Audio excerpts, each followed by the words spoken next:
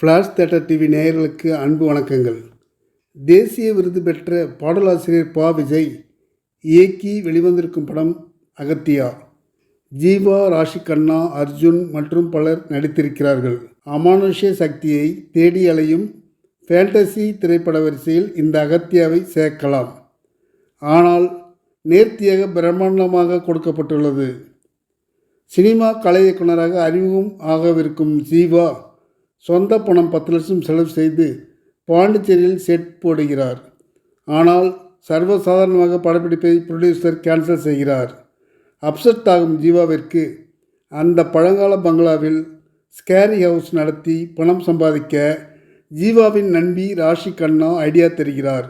நல்ல ஓப்பனிங், பார்வையாளர்கள் வருகையால் களை கட்டுகிறது ஸ்கேரி ஹவுஸ். ஆனால் அங்கு நடக்கும் ஒரு பிரச்சனையால் ஸ்கேரி ஹவுஸை மூடிவிடுகிறார்கள். அங்கு பழைய ரீல் ப்ரொஜெக்டரை ஓட்டி பார்க்கையில் அதில் 1940ஆம் ஆண்டு காலகட்டத்திய ஃப்ளாஷ்பேக் போர்ஷன் வருகிறது.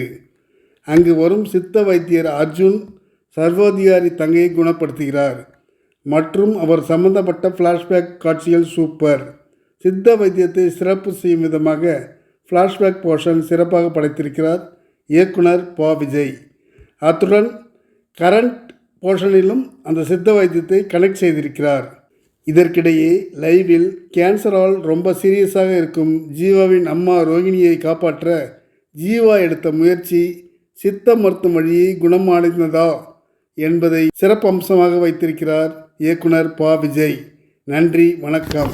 எல்லாருக்கும் வணக்கம். நான் தான் மனஸ்வி.